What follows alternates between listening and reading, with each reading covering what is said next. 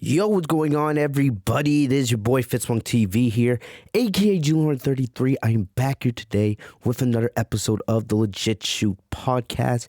Here with your Smackdown live review and results for March 5th, 2021. Hopefully, you guys are staying safe and healthy. I am audio only for tonight's podcast, but just because we don't have a webcam or camera on doesn't mean you guys aren't going to get the same fire you guys expect from me every single podcast. We're just audio only tonight, all right? But we're talking about SmackDown. The road to WrestleMania is continuing, and we're getting closer and closer to Fastlane, WWE's first pay-per-view on the new Peacock streaming service that is only 2 weeks away, and we're building towards the show, and I don't know how to feel about SmackDown. It wasn't a bad show, right? It wasn't a bad show. You know, they're building towards Roman Reigns and Daniel Bryan, and I do think there's at least a chance that maybe we could see Daniel Bryan sneak his way into the Universal title match at WrestleMania. I'm hoping that's what they do, all right? But we still have a long ways to go, and you know, I like what they did tonight with Roman and Daniel Bryan. Daniel cut a really good promo. It reminded me of the days back when he was going up against the Authority in 2014. So I really like that. But, you know, the big thing, and this is actually going to be the opening shoot tonight, it's going to involve Sasha Banks. And I was thinking about doing an extra video on this yesterday, on Thursday, or possibly earlier today, but I decided against it. And, you know, the big thing is I don't really understand what WWE's logic is, all right? You know, there's two things that are bothering me with Sasha Banks right now. And it's not her. This goes on WWE Creative, right? And it was announced Thursday night that at Fastlane, Sasha Banks and Bianca Belair will be not defending. They will be getting a women's tag team championship opportunity against Shayna Baszler and Nia Jax, right? And remember, we had just saw this match at Elimination Chamber just a couple weeks before. So this is a match we've already seen. So when I first saw it, I was like, this got to be a joke, right? Like, this doesn't make any sense. You know, Sasha and Bianca haven't done anything to get another tag team title opportunity. Plus, why isn't Sasha defending her title? This would have been the second straight pay-per-view that Sasha would appear on without defending the SmackDown Championship. So I'm sitting here thinking, like, you know, I'm already getting more and more nervous by the day that Sasha may not walk out of WrestleMania as the SmackDown Women's Championship, right? Or champion, and she's only had 2 title defenses. Well, 3, if you count the one they did on SmackDown against Carmella, which ended in a DQ. But as you guys can see, all of her SmackDown defenses have been against Carmella. Plus, you have the one they did against Bayley. You know, like 1 week after Hell in a Cell, and it's like this is the best female wrestler in the world, and she's starting to get treated like Asuka. Right? They're not giving her any credible opponents. She's not defending her title. And it's like, what are you doing? You have the best female wrestler in the world, and she is not defending her championship. Like, why? What's happening here? You know? How hard is it? I wanted Sasha to defend inside the chamber, but the reason why I didn't, you know, complain about her and Bianca getting the tag team title match is because I thought that they were going to end up doing Sasha and Bianca having a storyline similar to John Cena HBK back at WrestleMania 23 in 2007 when they won the tag team titles and ended up facing each other in the main event of that WrestleMania. So I was like, okay, 2 baby faces, you do that kind of storyline, I'm here for it, right? And who's going to complain about Sasha and Bianca being tag champions, you know? But they lost. And then you did this whole thing with Reginald interfering, right? You know, and I'm just like, what are you doing? Like, come on.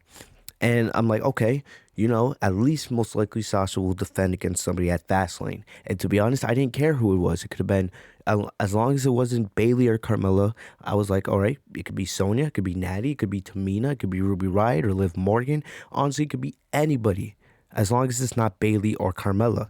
because you need to give Sasha credible title defenses. That's how you have and build a good reign. You build credible opponents and you put them in the ring with Sasha. And Sasha being the best in the world, like I always say, she's going to come up.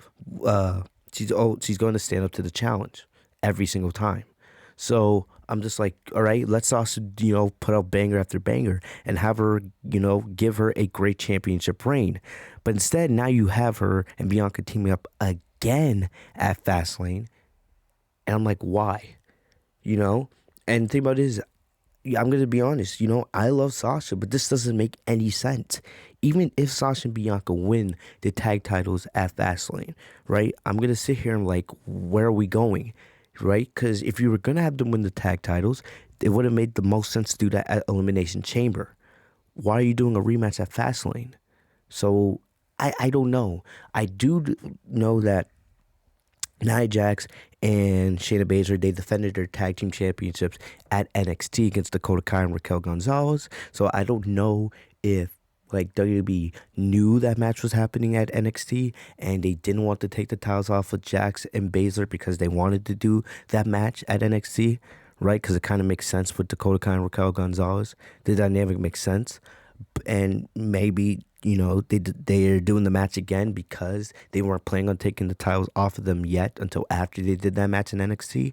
But I don't know. I don't have any confirmation of that. Plus, NXT, I don't know if you guys knew this, but NXT is actually bringing in their own set of tag team championships for the women's division, which personally I feel like is an awful idea, but, we'll just have to wait and see how that goes, right? This is not an NXT review. I might start doing NXT reviews again when NXT moves to Tuesdays, right? But until then, right, we'll just leave it there. I think it's not a good idea, especially when you have the women's tag team titles, which are meant to be defended on any brand. So what's the point of bringing in women's tag team championships? Why not just give Dakota Kai and Raquel Gonzalez a rematch? But I don't know. We'll deal with that when we cross that bridge. So Sasha's not defending her championship at the Elimination Chamber. She's not defending it at Fastlane. I don't think she's going to be defending it in the next 2 weeks. So I'm angry because I don't like the booking, right? Sasha's going to go from, there's a chance, right? If Sasha doesn't defend her title before WrestleMania, you're going to go from the Royal Rumble at the end of January to WrestleMania, which is early April. So close to 2.5 months without Sasha defending her championship. That's not right. I'm sorry. That's not right. I'm not here just to see Sasha hold a belt to hold a belt.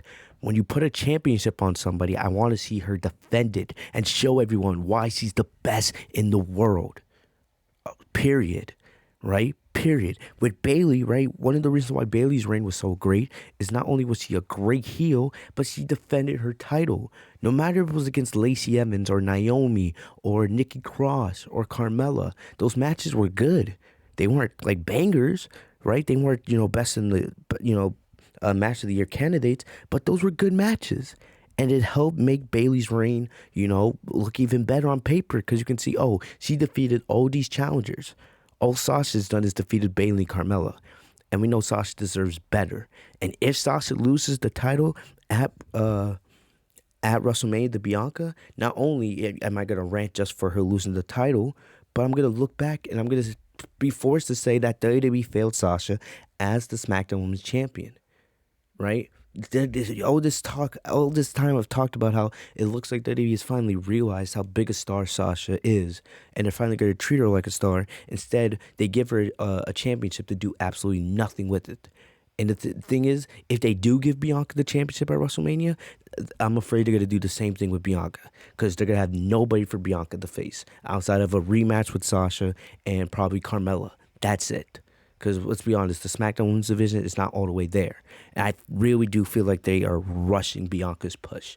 And they need to slow down and save a rematch for Sasha and Bianca at SummerSlam. And that be when Bianca has her crowning moment. I feel like they're rushing it just to do the hype, just to do the moment. And it's going to backfire if they don't stop. All right? The other thing I want to talk about is Reginald. Why is Reginald involved in this situation so much? He doesn't need to be there. Here's the thing. Reginald got fired by Carmelo tonight on SmackDown. Not surprised. We kind of saw this coming. Reginald has been obsessed with Sasha over the last couple months, right? Ever since Sasha defeated him in that match they had. And it's run its course. I don't hate Reginald as a character. I like Reginald actually. But this is not the road. This is not the time. Like, why is he here? Why are we wasting so much time on Reginald interfering in Sasha and Bianca's matches? He doesn't need to be out there. And I hope that they just end this, really. There's other things you can do with Reginald, but we are on the road to WrestleMania. The time for games is over, right? I don't know the plan for Sasha and Bianca. I don't know if Sasha's going to turn heel at Fastlane or Bianca may turn heel. I don't know. I have no idea, honestly, will tell you where the story's going.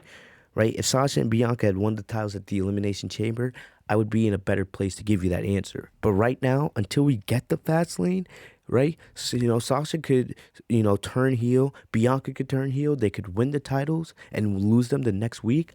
I don't know. But until we get to Fastlane and we see what happens, I honestly don't know what happens. Right? We had Nia Jax calling freaking Reginald cute tonight. I don't know what that's going to mean. Is Reginald going to align himself with Jackson Baszler? Honestly, I'm confused. But honestly, the whole point of this opening shoot is they're not doing the Sasha Bianca storyline right so far. If you were going to have them win the championships, you should have had them won the belts at the Elimination Chamber. And then have Sasha defend her title at Fastlane. Right? I don't know why Sasha and Bianca are going 2 straight pay-per-views going for the tag titles. I don't get that at all. You should have Sasha defending at least at one of those pay-per-views, if not both, right? And we got to get Reginald out of this storyline. Will Sasha defend her title before Mania? I hope so, at least one more time, right? I hope Sasha gets at least one more good title defense. It could be against Shayna Baszler. I know Sasha and Shayna could create magic in the ring together if given the time. Give them 20 to 25 minutes, right? You saw the classics Baszler put on in NXT against Kairi Sane and the Rhea Ripley and those names. And she's not the same on the main roster because WWE doesn't allow her to be. But give Sasha and Shayna Baszler a SmackDown Women's Championship match on one of these random editions of SmackDown, I'm all here for it because Sasha needs one more defense, in my opinion, before Mania. She shouldn't be even losing that title at Mania. She should be holding it all the way to SummerSlam. But, I'm just giving, my opinion on, what they should do with this storyline. But let me know your comments. Let me know in the chat down below. That's my thought. We're going to talk about Sasha, Reginald, Bianca, all this nonsense a little bit later in the podcast. But that's my opening shoot because you guys know how much I love Sasha and I'm not happy. I'm not happy with what they're doing with her and Bianca right now on the road to WrestleMania. It honestly makes no sense to me. But thank you guys so very much for joining me on the podcast tonight, right? We're going to get into SmackDown. We're going to talk about all things, because SmackDown was not a bad show tonight. I just had to get that, off my chest. That was the big problem I had with SmackDown. All right, but this was not a bad show. If you guys are new to the channel, make sure to leave a like on the video. Subscribe if you guys are new. Enable notifications by clicking the bell right next to my name, Fitzmonk TV, so you guys are notified every time I post a new video. All right, make sure you guys go check out the Monday Night Raw review if you guys haven't already. We talked about Bobby Lashley becoming the WWE champion finally. So yeah, make sure you guys go check that out. That is live right now. But let's get into SmackDown tonight. The big thing, of course, was Daniel Bryan, right?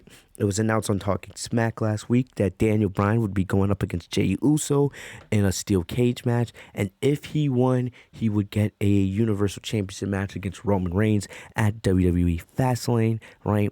And it would give Bryan the chance to play WrestleMania. Spoiler. And you guys who have been listening to me, I have ranted about this so many times, how the Universal title match at Mania should have been Daniel Bryan and Roman Reigns all along. The story is there, right? But of course, Vince McMahon and the rest of those yes men got their dicks hard, and right now it's set to be Reigns versus Edge, which I'm not saying I'm not excited for. I'm just saying, it should have been Roman versus Daniel Bryan, and we should have had Edge going after the WWE Championship. I'm going to keep reminding you guys, right? But with the way Daniel Bryan has looked these last couple of weeks, man, and the promo he cut tonight, which I absolutely love. You guys cannot sit here and tell me that Daniel Bryan should not be in the Universal title match at Mania. Like, I'm going to keep saying it. What does Bryan do if he's not in that match? I don't know what you do with Daniel Bryan if he's not in that match at WrestleMania. Because it kind of looks like right now that we may not even get Daniel Bryan versus Seth Rollins at Mania. And, it looks like they're building actually towards Cesaro and Seth Rollins. So, I don't know. Does Daniel Bryan go after the IC title? I don't know. But I honestly think the match should be Bryan versus Edge versus Roman. I honestly think no one's going to complain if it's a triple threat, right? Some of the best WrestleMania main events, some of the best WrestleMania title matches were triple threat matches. And I feel like, as good as Roman versus Edge is on paper, you can always do that match later on. Edge isn't going anywhere. Roman's not going anywhere. Bryan deserves to be in that spot, especially if this is, him on his last legs. And I'm going to keep reminding you guys every single week, Daniel Bryan needs to be in that WrestleMania title match. It should be Bryan versus Edge versus Roman. All right, especially with what they did tonight. So, getting into it, right? So, Michael Cole was in the ring, and basically, Michael Cole said that the match that was actually planned for Fastlane, right? And I did read reports of this. The match they were planning were Roman Reigns and Jey Uso tag teaming and going up against Edge and Daniel Bryan, which that's a great tag team match on paper, but it doesn't really mean anything. It's just a bridge to get us to WrestleMania, right? Something to keep Roman from defending the title, and just to see Edge and Bryan team with one another. That's it. Like, come on. And Michael Cole said, why would you miss out on that kind of opportunity and put yourself in the path of the tribal chief Roman Reigns, right? And Bryan gave a really good promo. I wish WWE already had the clip up, but I'm recording this right after SmackDown, so I'm definitely going to go back and rewatch it because I love this promo. Bryan said that the old Daniel Bryan, and I'm trying to remember what he said specifically. He said that the old Daniel Bryan would do anything the company asked of him, right? He would do anything. He would always be there, no complaints, right? Just happy to be wrestling. But Bryan said, I'm not the old Daniel Bryan, right? I'm going to fight. I'm going to fight for what I believe in. And Bryan said, I believe I deserve to be in that title match at WrestleMania, which he does. I don't care. He does deserve to be there, And Bryan said something. He said, that Roman and Edge have only been in 3 combined matches all year. And I was like, damn, that's true. We haven't seen Edge do much. Edge speared Roman at Elimination Chamber, and he hasn't done anything since then, right?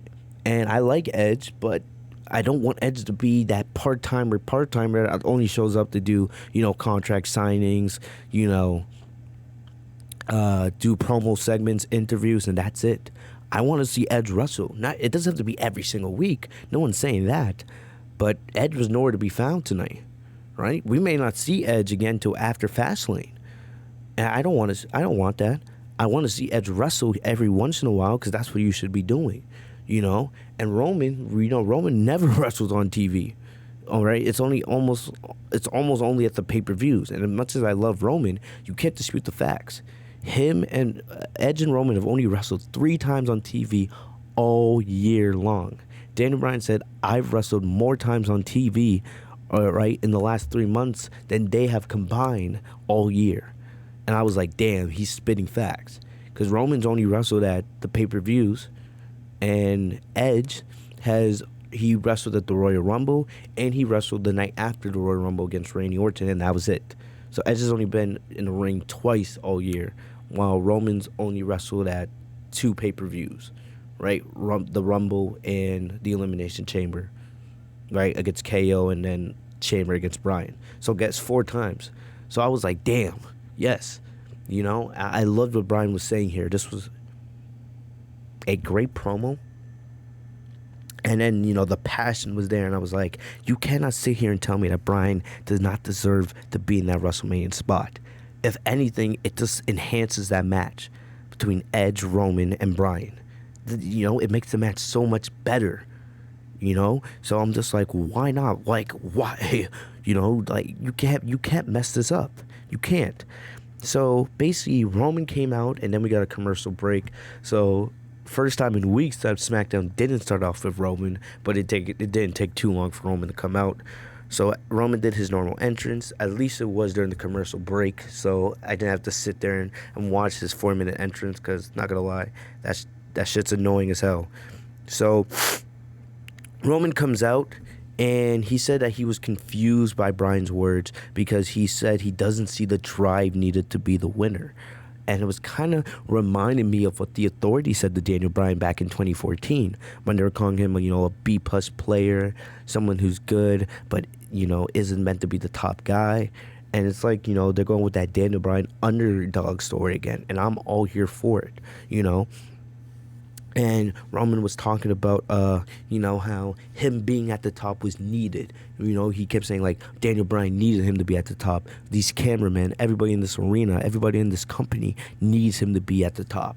So, of course, Roman feeling entitled, feeling like, he's the top star. And without him being at the top, the company would suffer. So, I was loving this, right?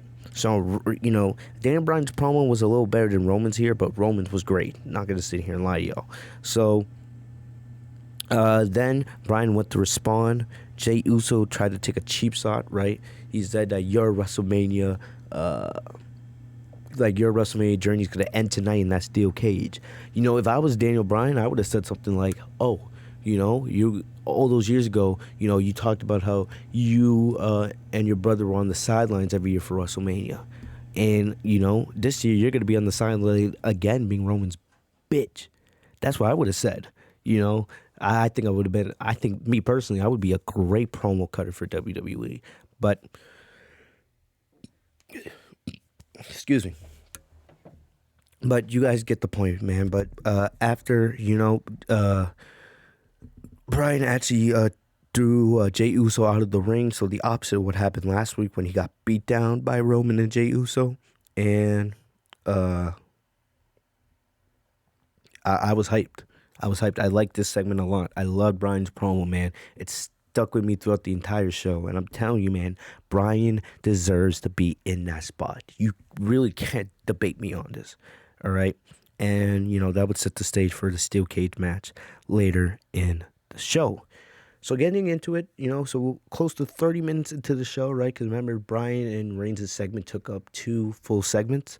So after the second commercial break, we had what was supposed to be the Street Profits facing Sami Zayn and King Corbin in a tag team match as the Street Profits try to get closer towards, Rude and Ziggler for the SmackDown Tag Team Championship rematch they've been wanting for months. But instead, it turned into a one-on-one because King Corbin said he wasn't going to team with Sami, especially after what happened last week. So instead, King Corbin challenged one of the Street Profits to a one-on-one match, right? The Street Profits accepted. It was Montez Ford, right? But King Corbin had the advantage because King Corbin, his whole career, he's been mainly a singles competitor, while Montez Ford has been a tag team competitor. So even though Ford was able to hold his own, Corbin, thanks to a distraction from Zayn, was able to hit the end of days for the win, right? But afterwards, King Corbin decided to leave Sami Zayn and not support him the same way Zayn supported him in his singles match. So Corbin left the ring, and Zayn was by himself against Angelo Dawkins, right? So we come back from break. The match is in progress. Nothing too bad here. This was just your, okay TV match. Ford and Corbin and Dawkins and Zayn. Nothing special happened. These matches were just whatever, and Dawkins rolled up Ford for the win, after Zayn got distracted by Ford, messing with Zayn's camera crew, right? So After the match, Sami Zayn, of course, goes back on, his conspiracy gimmick, which I love when he does this. He goes to the camera crew, is like, is one of you guys working for WWE? Who are you? And then he starts kneeing them, and, he leaves his cameraman laying, while, he's frustrated that he lost, and he continues to think that there's a conspiracy against him. So, nothing special here, man. We'll see. I guess we'll most likely get the Street Profits versus Rude and Ziggler at Fastlane. I definitely think that's most likely going to happen, but we'll see. We'll see. I still have hope. I'll keep reminding you guys, man. I still have hope that hopefully we'll get the Street Profits versus the Usos at Mania. I know Jimmy Uso is very close to returning, so I'm still hoping maybe the Street Profits win, right, at Fastlane, and then the Usos return after that, right? Because Jey Uso's going to need something to do. I know he's not going to just want to be at ringside watching Roman's match at Mania, no matter if it's against Bryan and Edge or just Edge in a singles battle for the Universal title. But we'll just have to wait and see what happens with that. But maybe it ends up being a triple threat, right? Maybe it ends up being Rude and Ziggler versus the Street Profits versus the Usos. Who knows? But me personally, I would just want it to be the Street Profits versus the Usos if I had it my way. But we'll see. So next up, we had Chad Gable versus Dominic Mysterio, right? And I'll keep saying this. I need I need the Mysterios in the tag team division. Like I said, there's a storyline there. Father and son going for the tag titles. Maybe you make it a fatal four-way for the SmackDown tag team titles at Mania with the Mysterios versus the Usos versus the Street Profits versus Rude and Ziggler. I would not be against that, right? So we got the match here. I wasn't really paying attention to it too much. This was just basically, to kill time. Dom was able to get the win with a pinning combination. So, that was that. Nothing too special here, and we move on. Next up, we had Shayna Baszler versus Bianca Belair. If you guys remember, these two did have battles over the NXT Women's Championship back when they were both in NXT, when Shayna was, dominating over that division with her year-long title reign, man. And, that was the one reason why I was excited for this. I have a bad feeling that next week we're going to be cursed with seeing Sasha Banks versus Nia Jax, because you guys know WWE, they're lazy, they're uncreative. So what? We have the tag team title match at Fastlane between these two teams, right? We had, Shayna and Nia, or Shayna and Bianca tonight. Now next week, let's just have the opposite with the other two partners going up against each other in singles action. Like, we know this. Like, I hate when WWE does this crap, because it's just lazy. But I was, hoping this match would go on for a little bit longer, because I know Shayna and Bianca, if you go back on the network, go watch those NXT Women's title matches. They were really good. I was expecting this match to be on that level, but I know these two have good chemistry, so I was hoping for a good match here. So after they made their entrances, Sasha made her entrance, right, to come down to support her partner, and Reginald was behind Sasha. Earlier in the night, Reginald had some champagne and went to deliver it to Carmella, but Carmella was not happy with Reginald and fired him because of his continued obsession over Sasha Banks. So, we'll see, if Carmella gets like a new assistant. I could definitely see that. Not that I really care, but, that's the end for Reginald and Carmella. But, as the match went on, right, Bianca struggled to take control. Even though Belair had the power advantage, Baszler had the experience. So Shayna went after Bianca's arm to soften her up, to take away the power game, and Baszler followed up with a running knee for a 2 count, right? As Bianca made her comeback, Baszler was able to send Bianca through the ropes, and all of a sudden, Reginald was standing over Bianca. Bianca got pissed and shoved Reginald to the ground, which caused Nia to trip.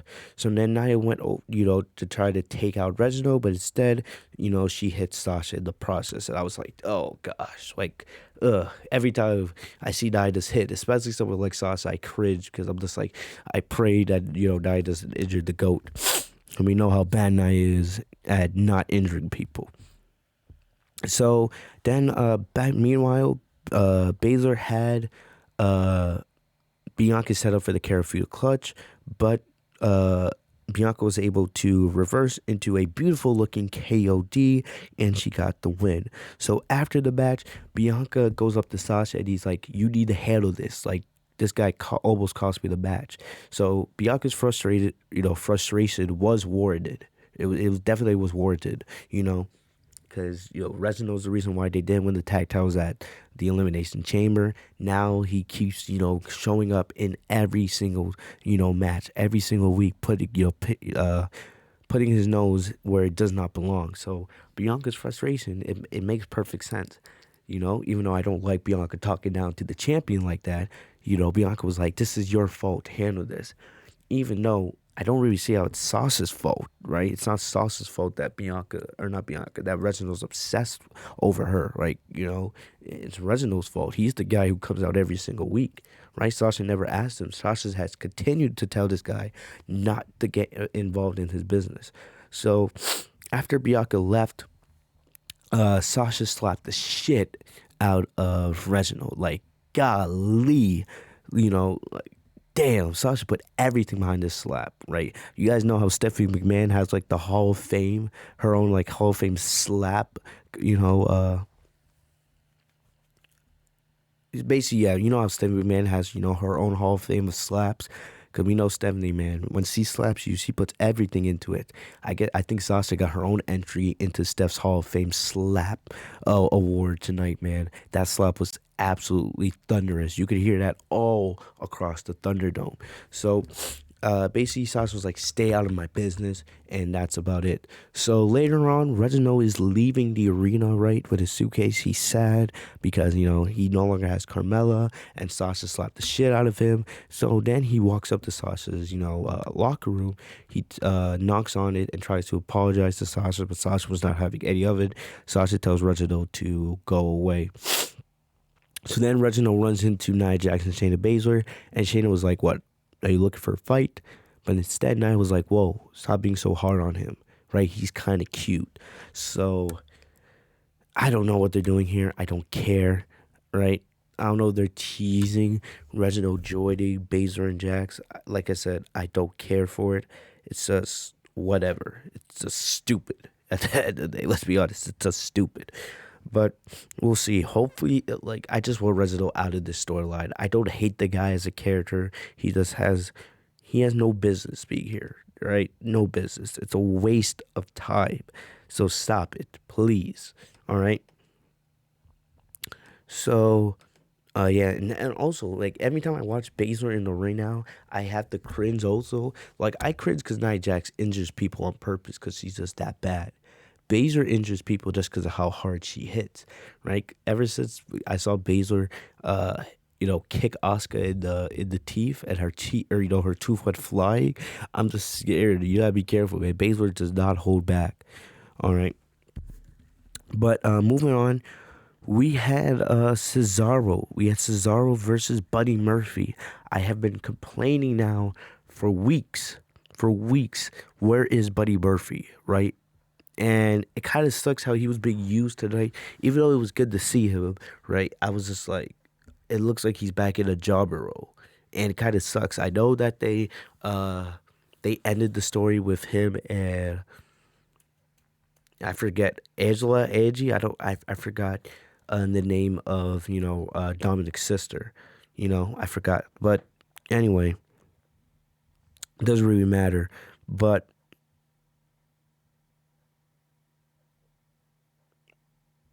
anyway, backstage, right, Seth Rollins was getting an interview. And before I say anything about the match and the interview, I know I've said this before, I'm going to keep saying it. Whoever is choosing Seth's outfits these last couple weeks, needs to be fired. These outfits just keep getting worse and worse. You know, the first week he came back, he had that nice little gray suit, right? Kind of remind me of a Negan look, the gray suit with the black shirt and the red tie. But these last couple weeks, man, he had like the cheetah outfit, right? Like with the suit jacket and the sweats. Now this week he had a pink suit jacket and pink sweats. These outfits are not it, Seth. I hope it's not Becky. I hope it's not his personal stylist. I hope it's not Seth himself. But, I know he's trying to, try this whole Vision character, right? The delusional heel with the Vision for SmackDown. But they gotta stop, bro. You gotta stop. Like this, it's terrible what they're doing with Seth right now. Man, these outfits are horrendous. I'm not even fully behind his character. I love Seth, but I'm kind of over this heel thing. So, like, I'm already kind of checked out in that way. And you're checking me out more and more the longer, you have Seth dressed like a friggin' idiot. Like, come on, Seth, do better. Do better. Just go back to doing the suits, if anything. All right?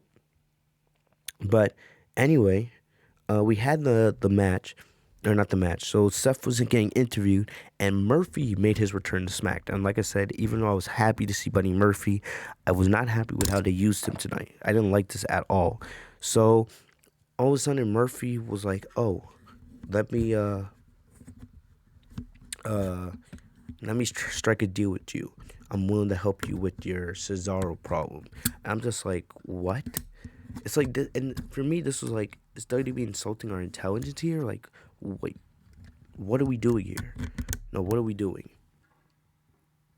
Because you look at it, like, Murphy turned babyface. They turned a babyface after what happened with Seth Rollins. Right, he was one of the big reasons why the Mysterios were able to, finally get rid of Rollins for good and end their like year-long feud, which went and dragged on forever. And all of a sudden, right, I know we haven't seen Murphy, in like about close to 3 months, but all of a sudden he's back on TV, suggesting that he wants to help Rollins. Like, what? So is he just back to being a heel? Are we supposed to like forget that, Rollins turned on Murphy and that Rollins treated Murphy like a little puppy dog bitch for, all those years? I mean, not those years, for all those weeks, all those months last year. So all of a sudden now you have Murphy acting like a stupid simp and trying to suck up the Rollins and like rejoin him.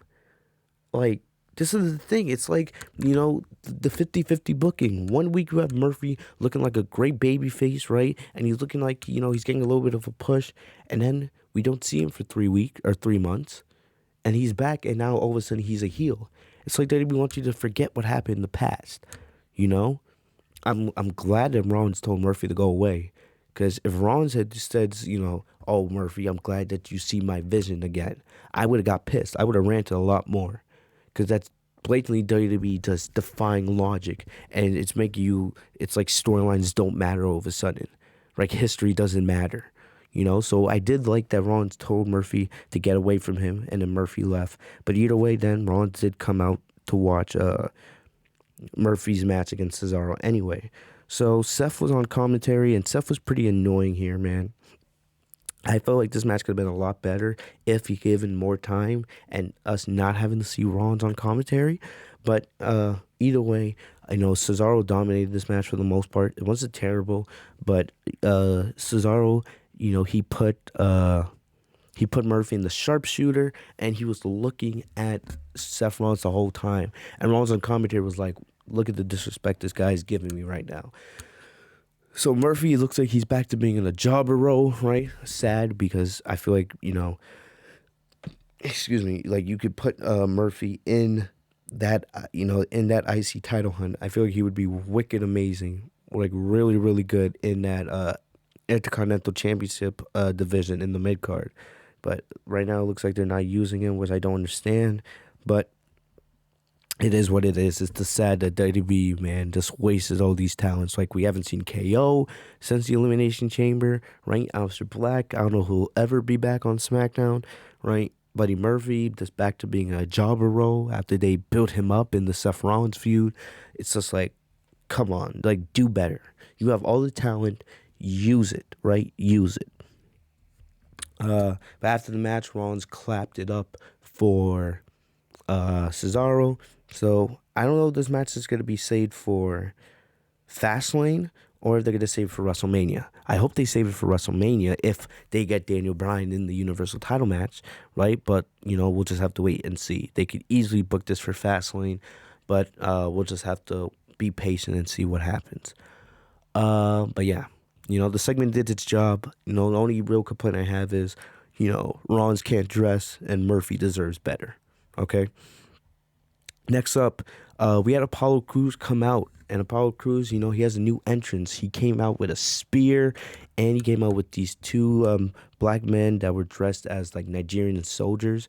And I love it. I love it. So they're really having Apollo, go full in, arms deep with this military gimmick. And I'm happy for him. I love what they are doing with Apollo Crews. I'm going to be honest, it makes me want to see him become the IC champion. I love Big E, but, it's going to be a waste if they just have Apollo lose the Big E. Because they did announce tonight that Big E will be back on SmackDown next week. And Apollo was challenging Big E to another IC championship match. And I honestly think you got to capitalize on Apollo's momentum, man.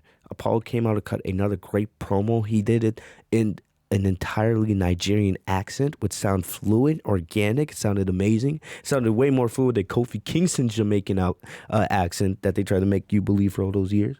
But I enjoyed it, man. This was good. This was really good. I love Apollo. He believes what he's saying, man.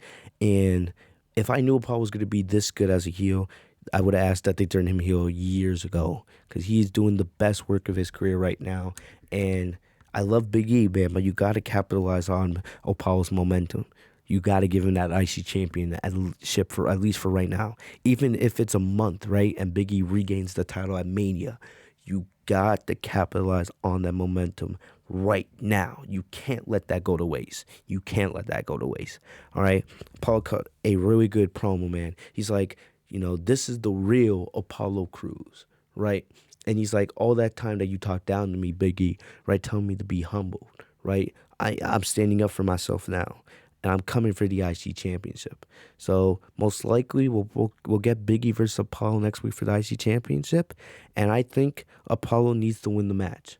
I think Apollo needs to win the IC championship next week.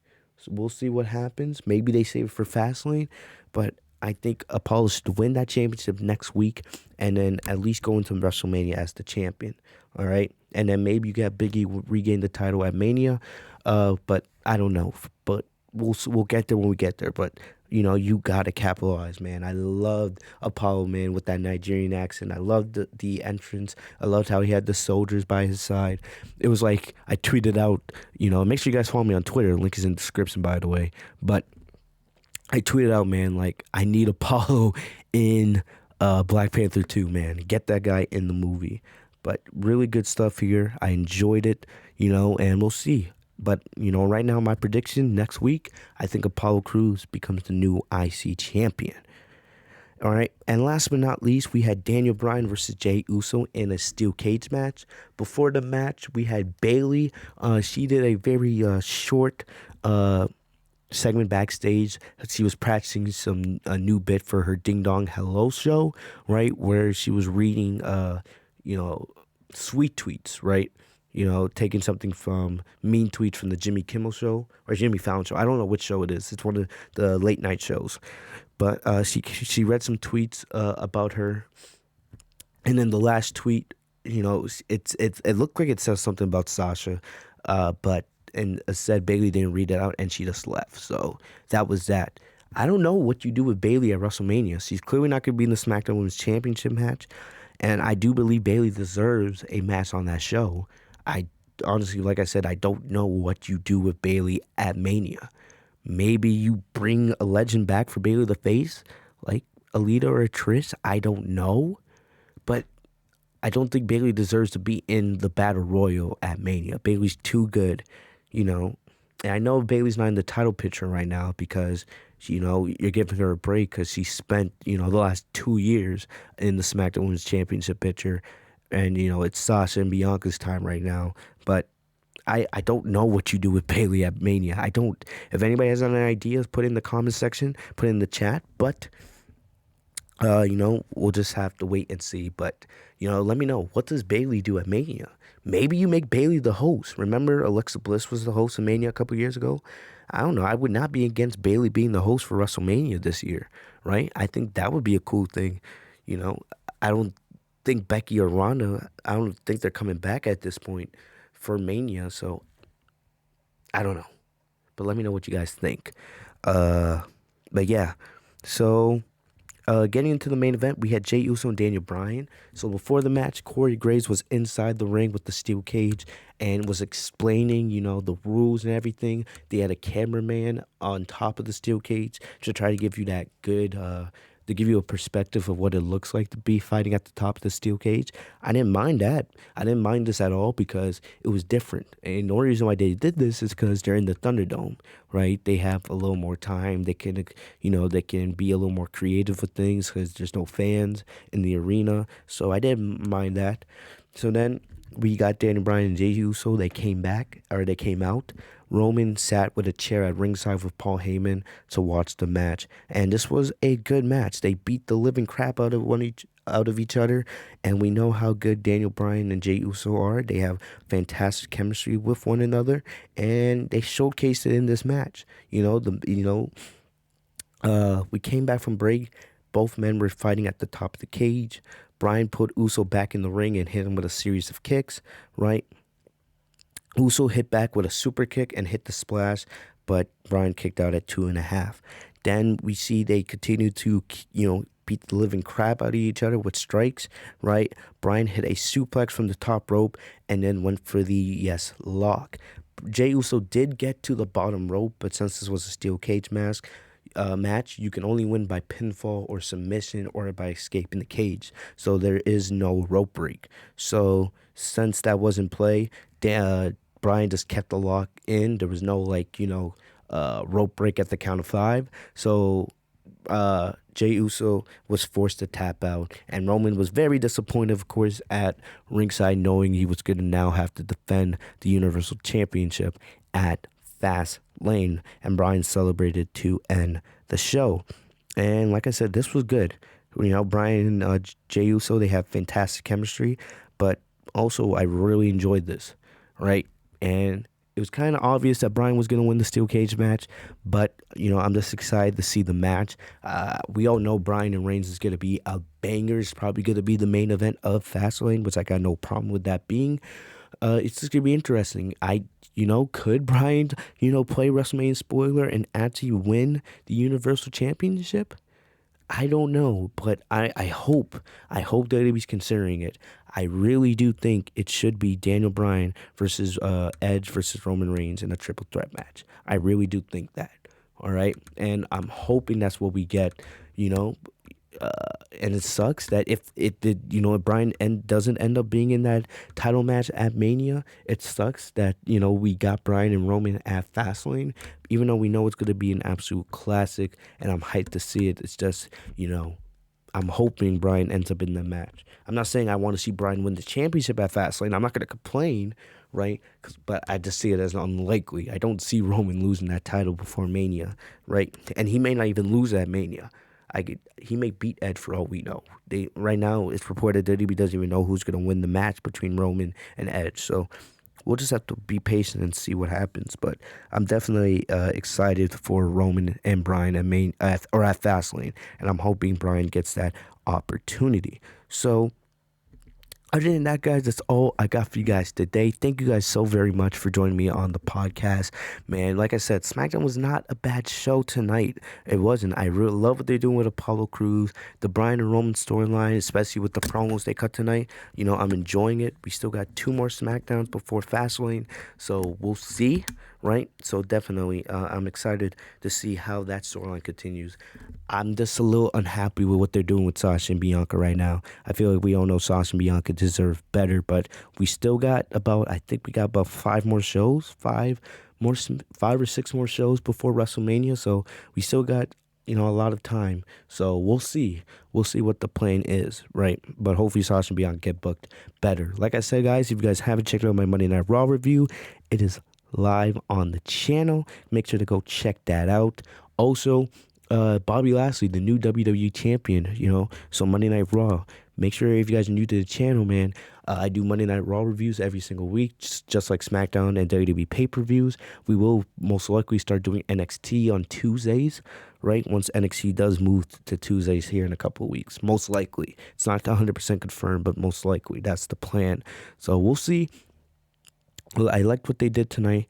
Bobby Lashley's, championship coronation ceremony will be this Monday. I'm hyped for that because I'm very excited to see Bobby Lashley as the new WWE champion.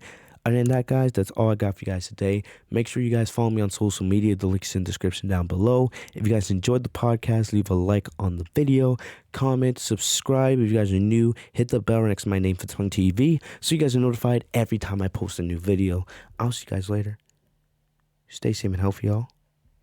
Peace.